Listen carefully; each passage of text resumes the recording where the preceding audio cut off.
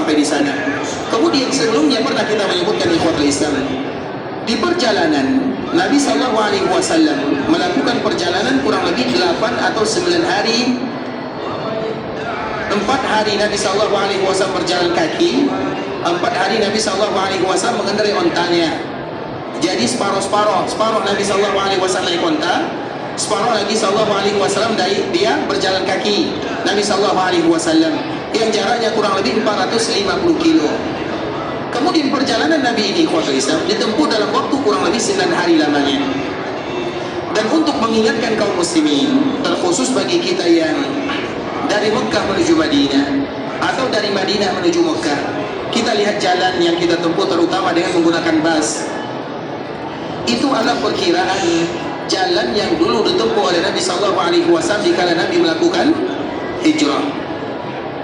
Dikala kita melakukan perjalanan dari Mekah menuju Madinah, padahal kita lihat di ikhwatul Islam, Mekah menuju Madinah kalau ditarik garis lurus itu lurus, tapi kita lihat jalannya berbelok-belok, kadang mendaki, kadang menurun, kadang bukit yang dibelah. Itu ada di antara gambaran bagi kaum muslimin.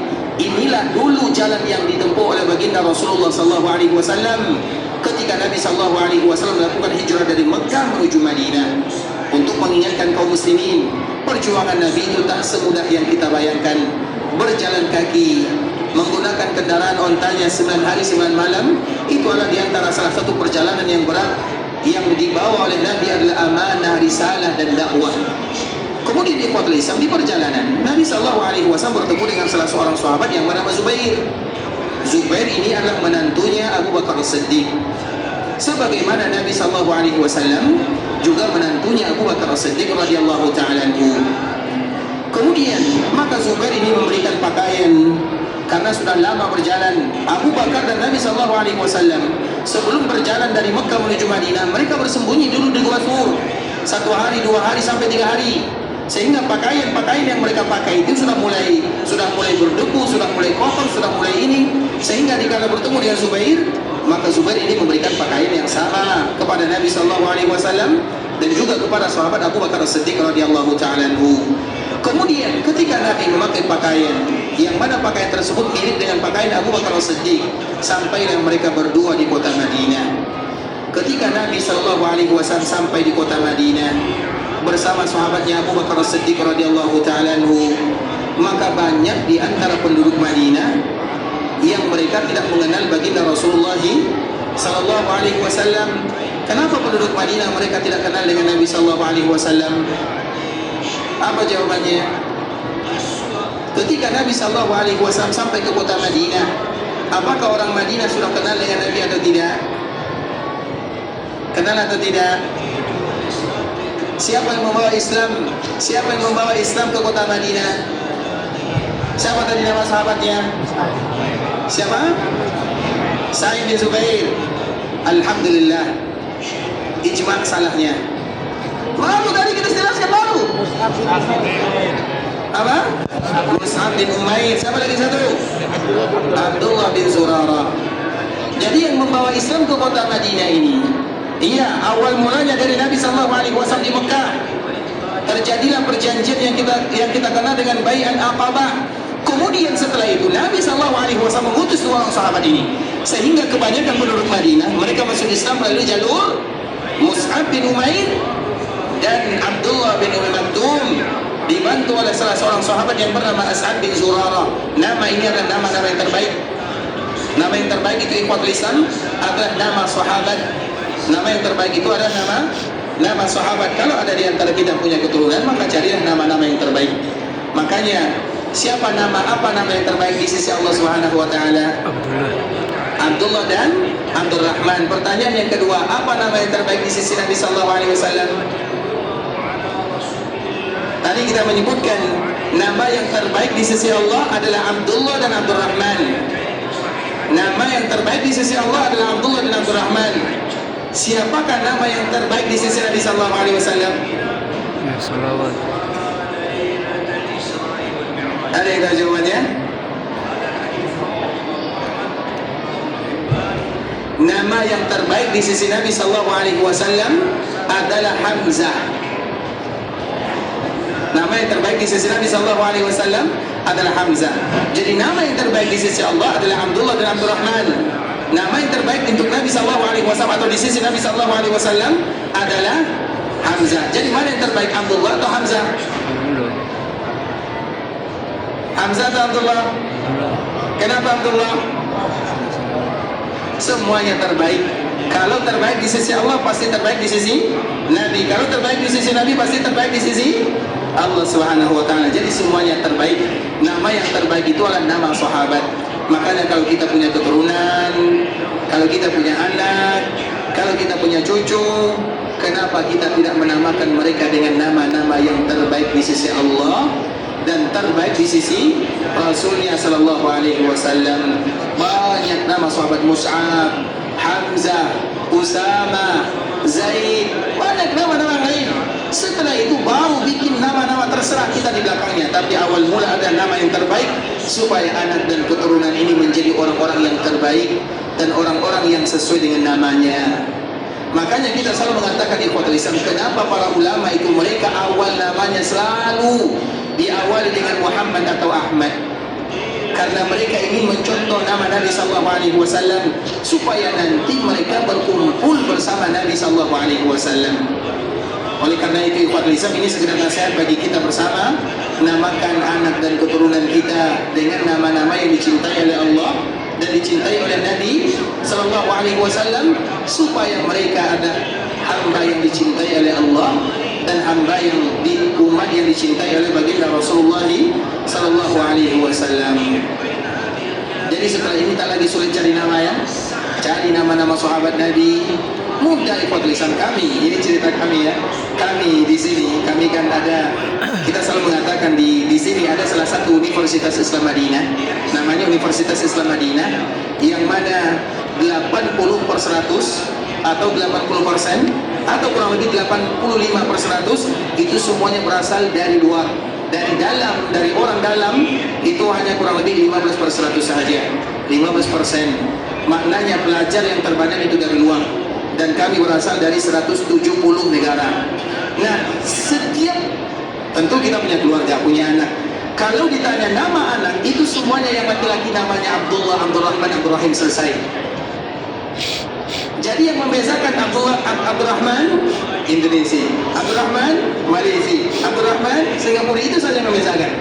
Semua namanya Abdurrahman. Bahkan kami punya kawan ikhwatul Islam dari Afrika. Kita tahu ya, di antara salah satu sifat mereka ini sifat yang membuat kita iri, laki-laki. Mereka itu siapapun yang punya istri satu itu tidak boleh pulang kampung. Mesti 2 minimal. Membuat kita iri kan? Tapi ikhwatul Islam, mereka itu seperti ini. Kalau dia pulang kampung istri masih satu, istri yang malu. Jadi yang malu itu istri pertamanya, mesti dicari istri yang kedua. Jadi kalau ingin cari istri kedua, jadi Afrika dulu atau pergi ke sana, mudah sekali insyaallah taala. Tapi ikhwatul Islam, kawan kami ini namanya Abdurrahman. Kemudian dia punya adik, namanya Abdurrahman juga. Kemudian punya adik lagi, namanya Abdurrahman. Jadi yang pertama namanya Abdurrahman awal itu satu. Yang kedua Abdurrahman Thani. Yang ketiga Abdurrahman. Coba yang cari ikhwatul Islam, mudah cari nama. Kita yang penting cari nama sulit. Cari nama ini, cari nama itu. Kenapa kita tidak mencari nama yang dicintai oleh Allah Azza wa Jalla? Kenapa kita tidak mencari nama yang dicintai oleh baginda Rasulullah sallallahu alaihi wasallam supaya mereka anak dan keturunan tersebut menjadi orang-orang yang dicintai oleh Allah? Itu yang kita inginkan. Dan ikhwatul Islam, di antara salah satu kaidah yang membuat anak itu durhaka kepada orang tuanya adalah gara-gara nama. Nama itu berpengaruh besar. Makanya sebagian para ulama mengatakan min ismik a'rifu abak. Dari namamu aku tahu siapa ayahmu. Dari namamu aku tahu siapa ayahmu. Apakah ayahmu orang berilmu, atau ayahmu orang kebarat-baratan, atau ayahmu adalah seorang yang jauh dari agama? Kita tahu dari namanya. Min ismika a'rifu abak. Dari namamu aku tahu siapa ayahmu. Makanya supaya kita dikenal ayah yang cinta kepada Allah dan cinta kepada Rasulnya, namakan anak dengan anak atau nama yang dicintai oleh Allah dan dicintai oleh Rasulnya sallallahu alaihi wasallam.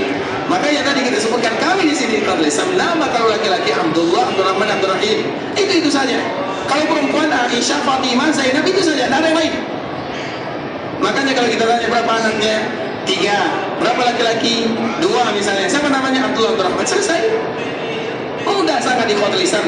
Tujuan kita bukan lain kecuali agar mereka menjadi orang-orang yang dicintai oleh Allah Subhanahu wa taala. Nama itu sangat berpengaruh. Betapa banyak orang yang sakit gara-gara namanya berat. Betapa banyak orang-orang yang salah jalan gara-gara namanya berdia. Nama itu bukan hukum asal. Nama itu bukan penjamin, tapi paling tidak kita berusaha untuk melakukan kewajiban kita sebagai orang tua, memberikan nama yang terbaik untuk keluarga, anak, cucu dan keturunan kita yang lainnya. Itu sekedar motivasi ya, bukan kewajiban, tapi hanya sekedar motivasi anjuran. Karena dikala kita memberikan nama dengan anak, nama sahabat Hamzah, kemudian Usama, kemudian Zaid, mereka itu semuanya penduduk surga. Kita berharap semoga anak kita itu mencontoh orang-orang yang dijamin surga. Dan ketika mereka mencontoh orang-orang yang dijamin surga, maka mereka pun berusaha untuk melakukan apa yang dilakukan oleh penduduk surga, amalan penduduk surga, dan harapannya supaya nanti mereka juga masuk surga walau amalannya sedikit. Karena al-mar'u ma'aman ahab, seseorang itu pasti dikumpulkan bersama orang-orang yang dia cintai. Nama itu sangat berpengaruh ikhwatul Islam. Kami ada teman ya, nama anaknya nama pemain bola, dan pemain bola ini bukan seorang muslim. Kenapa bisa demikian? Berarti itu tanda ayahnya pencinta bola, sampai-sampai nama anaknya dinamakan dengan nama pemain bola. Itu bahaya, bahaya. Ada lagi nama anaknya nama pemain musik. Ada lagi nama anaknya nama anak apa namanya yang jauh dari Allah, yang membuat kemungkaran. Jauhkan dari kata-kata ini, Islam. Berikan nama keluarga kita dengan nama-nama yang terbaik. Karena sesuai dengan kaidah yang tadi kita sebutkan, nama itu adalah sesuatu yang sangat berpengaruh dalam kehidupan. Makanya ada salah seorang orang tua, dia datang kepada Umar bin Khattab radhiyallahu ta'ala anhu. Kemudian dia datang kepada Umar dengan membawa anaknya. Kemudian apa kata orang tua ini kepada Umar? Wahai Umar, saya tidak sanggup lagi memberikan nasihat kepada ini, dia durhaka. Kata orang tua ini kepada Umar bin Khattab radhiyallahu ta'ala anhu, saya meminta engkau wahai Umar untuk memberikan nasihat kepada dia, kepada anakku ini. Berikan nasihat kepadanya karena dia sudah menjadi anak durhaka. Maka di saat itulah Umar langsung memberikan nasihat. Wahai fulan, berbakti kepada orang tua. Disebutkan nasihatnya, disebutkan ayat-ayat Al-Quran, hadis-hadis Nabi SAW. Sang anak diam saja. Dikala Umar selesai memberikan nasihat, maka sang anak pun mulai meminta izin untuk bertanya. Wahai Amirul Mukminin, boleh tidak saya bertanya? Maka Umar mengatakan silakan. Apa kata Umar bin Khattab radhiyallahu? Apa kata anak tersebut kepada sahabat Umar bin Khattab radhiyallahu ta'ala anhu? Coba sebutkan wahai Amirul Mukminin, apa kewajiban orang tua kepada sang anak?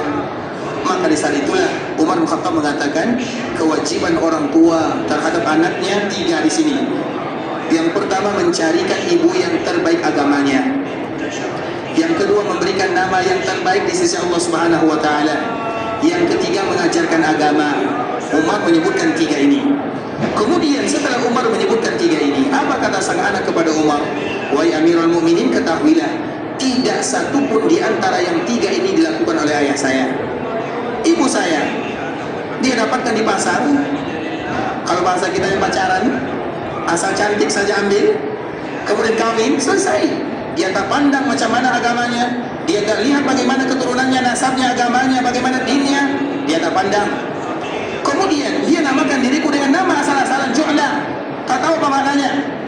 Kemudian dia tidak pernah ajarkan kepada Al-Quran dan hadis-hadis Nabi SAW. Umar yang tadi ingin marah kepada sang anak yang durhaka, dia kembali berpaling kepada orang tuanya. Kemudian Umar marah kepada orang tua ini. Apa kata Umar bin Khattab radhiyallahu ta'ala anhu? Engkaulah yang durhaka sebelum anakmu yang durhaka. Maka dari istilah inilah ada istilah orang tua yang durhaka. Kita selalu bahas anak yang durhaka, tapi kita tak pernah bahas orang tua yang durhaka. Dan lebih banyak orang tua yang durhaka dibandingkan dengan anak yang durhaka. Karena tak mungkin anak durhaka kecuali orang tua yang durhaka. Siapa orang tua yang durhaka? Orang tua yang durhaka yang pertama, mereka yang tak pandai mencari ibu untuk anak-anaknya. Yang kedua, mereka yang tidak memberikan nama yang terbaik. Yang ketiga, yang tidak mengajarkan agama. Ini kalau tidak dilakukan oleh orang tua, semua kita orang tua. maka kita termasuk orang tua yang durhaka.